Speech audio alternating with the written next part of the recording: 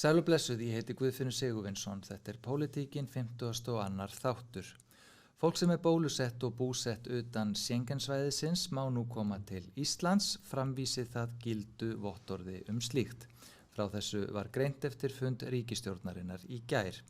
Þetta þýðir að þessi hópur undanþeginn sóttvarnaráðstöfunum á landamærunum, en vonir standa til að þetta muni hleypa auknu lífi í ferðaþjónustuna og fleiri fá vinnuna á nýjan leik. Áslaug Arna Sigurbjörnsdóttir dómsmálaráðherra, velkomin í Pólitíkina. Takk kærlega fyrir. Margir fagna þessu skrefi, en aðrir hafa einhverjir efasemdir eins og við var að búast. Til hvers horft þegar svona ákvörðun tekin? Það auðvitað horft til margra þátta. Við höfum auðvitað fengið reynsluna undanfarna vikur á að taka gilt bólusetningarvottorð innan Evrópu og innan svæðisins og það hefur gengið vel. Og við töldum auðvitað ekki mjög málefnilegar ástæður til að mismuna fólki í heiminum hvaðan sem það að koma. Á sama skapi þurfum við auðvitað að líta til þess að það voru reglur í gildi að það væri bara eiginlega bannaðar ferðir frá löndum utan Schengen og hingað inn nema að það væri nauðsynlega ferðir, þannig að það var bann við öllum ónauðsynlegum ferðum og slíkt bann auðvitað sett á til að hindra útbreiðslu veirunar. Þannig að rökin fallu þetta ekki vel til þess að hindra komu ferðamanna eða fólk sem komið með bólusetningu við veirunni eða búið að fá hana. Og það auðvitað horft til þessara þátta en auðvitað líka stöðuna bara hvað bólusetning breytir miklu, hvað hún lækkar dánarhlutföll í löndum og alla stöðu bara. Við erum auðvitað að hvetja fólk til að bólusetja sig og þá auðvitað að treysta á þá og sjá að þetta sé eina lausnunum fyrst að þetta kom svona snemma. En á sama tíma auðvitað krafturinn sem þetta getur hleypt í efnahagslífið og viðspyrnuna í störf eins og þú nefnir að það auðvitað afar dýrmætt og það alltaf sem við þurfum að taka líka inn í myndina. Hverju breytir þetta fyrir þessa atvinnuvegi sem búnir að vera eiginlega í frosti núna heilt ár ferðaþjónustan auðvitað langstæðasti atvinnuvegur en það undir en auðvitað tengdur rekstur vítt og breytt að fá núna bara þennan fyrirsjáanleika? Já, fyrirsjáanleikin kannski fyrst og fremst mikilvægur af því að þarna geta þau staðfest að einhverja reglur muni gilda og taka núna fljótlega gildi og það svona einn lykill þáttur í því að fólk muni þá koma og bóka, það kannski ekki alltaf streymin á morgun eða næstu viku, heldur muni kannski bóka sér ferðaviljinn það byrjaði að mælan og hann reynist meiri það sem því líður á sumarið, þannig að fólk fyrir þá kannski að horfa til þess, já ok, ég má þá koma þegar ég búin að fá mitt bóluefni og ég mun fá það í maí í mínu landi, þannig að ég ætla að bóka við ferð í júlí og það þetta sem búið að vera óska eftir og þetta getur auðvitað hleypt miklu lífi bæði í öll störf tengd því að fá fólk hingað en líka bara ferðaþjónustan á auðvitað mjög mikið undir og hefur kannski tekið stærsta höggið í þessari kreppu síðasta árið. Ég myndi að spyrja hvaða atriði veginn og metin að manni finnst það svona og hefur heyrt að varðandi bara svona þjóðfélagsumræðina þessi mála. Það þetta skiljanlega einblíkt mjög á veiruna og mögulegan skaða sem hún veldur en maður heyrir þetta það bara verður að segja eins og maður heyrir miklu minna allan annan skaða sem að hefur orðið til dæmis bara vegna aðgerðana það við menna áhrifin á lýðheilsu almennt, áhrifin á langvarandi atvinnuleysi og fólk og samfélagskostnaðinn allan þarf ekki að fara að draga einmitt líka þessa þætti betur fram í umræðunni á þessum tímapunkti þegar við erum einmitt að taka þessi næstu skref þannig að fólk sjáu heildarmyndina. Jú, og sjálfsögðu og það auðvitað það sem hér vegast á og hafa vegast á í heilt ár heilsufarslegir hagsmunir og efnahagslegir af völdum veirunar en á sama tíma það þarf að hafa í huga að efnahags þátturinn getur auðvitað líka ollið mjög andlegum og líkamlegum heilsufarsvandamálum. Þannig að við verðum auðvitað veltaði fyrir okkur hvert og eitt skipti við allar ákvarðanir þarf að vega og meta þetta til lengri tíma. Hver áhættan, hver ásættanleg áhætta, hvað skref erum við að stíga með þessu. Hér erum við að stíga mínum að þetta mjög varfæri skref af því að við höfum verið að samþykkja þessi vottorð innan Evrópu. Ferðaviljinn samt lítill og fáir orðnir bólusettir innan Evrópu en þó einhverjir sem hafa verið að koma með bólusetningarvottorð frá löndum innan Evrópu. og síðan sér maður bara hvað þetta gengur hraðar í Bretland og Bandaríkjunum að bólusetja og þá eru þetta ákveðið tækifæri í því af því það er þetta alveg ljóst að það hníga ekki málefnileg rök til þess til lengri tíma að hindra komu fólks með bóluefni eða sem búið að fá COVID allavega ekki á grundvelli þeirra ástæðna sem við höfum gefið fyrir þessum takmörkunum sem hafa verið í gildi. Og þetta eru þetta eigin munur sko, einhverjir eru kannski þeir sem eru varfærnir og jafnvel hrættir við að það sé verið að stíga þetta skref eða fólk sé hrættir það að síðast þegar við gerðum þetta í tilslökunum þá var ekkert bóluefni. Það var ekkert bóluefni sjáanlegt sem geti komið svona hratt eins og þessi bóluefni sem hafa síðan reynst virka vel og komið. Og síðan auðvitað þegar við erum komið með eldri hópin okkar og þá sem eru veikasti fyrir í skjól með bólusetningum að þá auðvitað munum við sjá fyrir okkur að landið opnist meira og meira og við förum að stíga mikilvæg skref inn í eðlilegra líf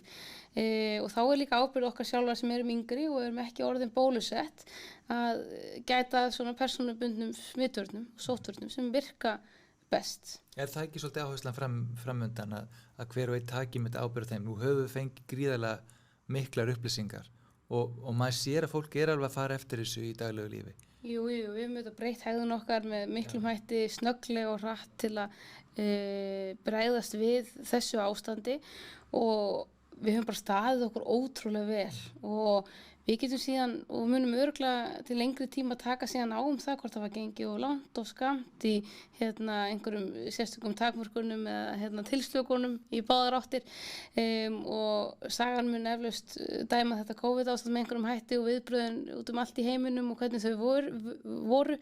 en við getum auðvitað samt sem áður verið mjög glöð með okkur en á sama tíma þá getum við ekki fest í því að vera alltaf með okkur við aðra þjóðir þegar staðan er svona góð þá hefur við líka að grípa tækifæri fyrir okkar efnahagslíf sem við eigum gríðarlega mikið undir og að horfa til svona tækifæri við erum eigi að við getum svolítið stjórnað okkur meira sjálf og eigum að nýta öll þau tækifæri og efna og bara tækifæri sem í þessu fyrir viðspyrnu, fyrir atvinnulífið, líka bara fyrir svona fólk til að sjá aðeins að það bjart framundan og það muni skapa sér tækifæri og eðlilegra líf, það finnst mér líka mikilvæg skilaboð. Við heyrðum það í hádegisfréttunum í dag að það er svona talað það að ýmsir meta þetta þannig að þetta sé nú ákveðin áhætta að taka þetta skref núna og stjórnarandstaðan svona er misrifin, skulum við segja. En hvernig er það með ykkur? Svona, upplifið þið þetta sem mikla áhættu? Er ykkur staðar svona minnstu áhyggjur af því að við séum að stefna árangrunum innanlands í voða? Sko, við megum ekki festast í hugsunarhætti faraldursins og það er kannski að við þurfum að horfa með opnum huga til venjulegra framtíðar og maður er þó ekki að biðja meira en venjulega framtíð, sko. Og það er breytingar sem þetta fel í sér eru mjög varfærin og örugg og það er engar rannsóknir sem sýna það að veiran dreifist vel á fólki sem er bólusett sko, ef það hugur almennu hreinlæti og það er ekki smitað af veirunni og annað slíkt þannig að ég myndi nú telja það afar varfærin skref, það er ekki að koma setja stöðu okkar í almenna hættu, það eru alltaf einhverjum sem munu brjóta sóttkví af þeim sem koma hingað þó hvort sem þeir sem búa hér eða starfa eða eru bara Íslendingar og við munum aldrei alveg koma veg fyrir slíkt en við erum auðvitað að reyna að búa þannig hnútana að við getum lifað sem eðlilegustu lífi hér innanlands líka og þetta er auðvitað allt þetta er svona eins og að vega salt. Skoðum það aðeins hinnkostin, maður sér það mjög ofta á samfélagsmiðlum núna ef það berast einhverja fréttir af því að einhver hafi smitast eða eitthvað, þá kemur í hástöfum hjá einhverjum loka landinu og þetta er orðin svona frasi sem maður sér mjög víða og það er þetta bara, þar að baki er þetta sjónarmið að það sé bara, eigi bara loka landinu þannig að við innanlands getum bara haft að náðu út í sumar og lifað sæmilega eðlilegu lífi. Er þetta svona einfalt þegar maður situr við ríkisstjórnarborðið og þarf að taka svona ákvarðanir. Hvað þýðir það til dæmis í raun og veru bara að segja við ætlum að loka landinu? Við erum auðvitað með mjög lokað land með þeim sóttvarnaráðstöfunum sem við erum með, sem eru auðvitað 2-föld skimun, núna 3-föld, þú ert að koma með próf líka utan og sóttkví. Ég meina það ekki eins og hér sé bara galopið og auðvelt að koma inn. Við erum með landamæraeftirlit og staðan eru auðvitað þannig að það eru mjög takmarkaðar flugsamgöngur. Á sama tíma er miklu stærri ákvörðun að segja að við ætlum að loka bara fyrir vöruflutninga, fyrir fólk sem starfar hérna og eru mikilvægir starfskraftar að sinna ýmsum störfum sem kemur frá öðrum löndum og fyrir þetta Íslendinga sem starfa erlendis eða eiga fjölskyldu erlendis og svo getur maður haldið áfram að telja. Þannig að ég held að við séum nú og búin að vera með mjög harðar landamærareglur og með þessum 3-földu skimun og sóttkví þá nú varla hægt að segja að landið sé með opið. Ég myndi það líka síðan svo alveg spurning, hefur það virkað? Það einhverju sem horfa til nýja sjálfans í þeim efnum og þá hefur nú komið samt upp eitt og eitt smitt þrátt fyrir að það sé eiginlega alveg lokað í þeim skilningi. Þannig að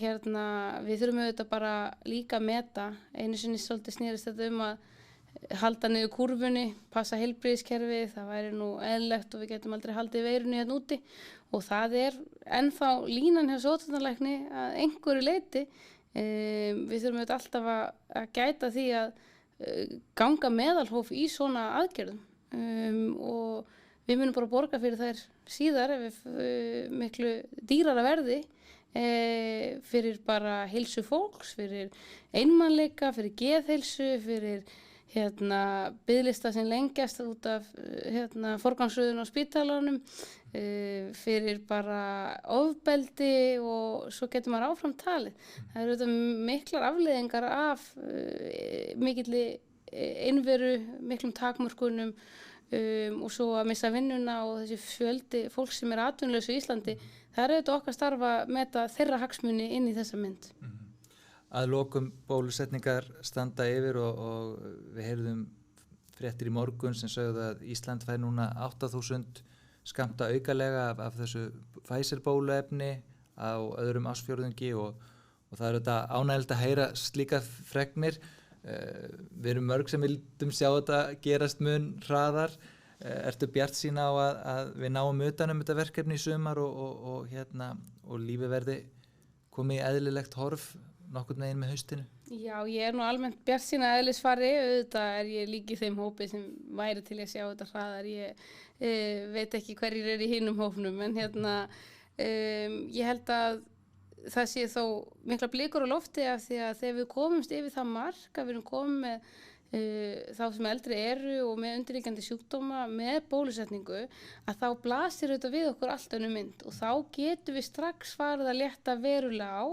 Auðvitað þurfum við að halda áfram að sinna sóttvörnum og meðan veiran ennþá, en síðan munum við komast og fá hjarðónami hér og lífið aftur í sinn vanagang og við höfum auðvitað að horfa til þess að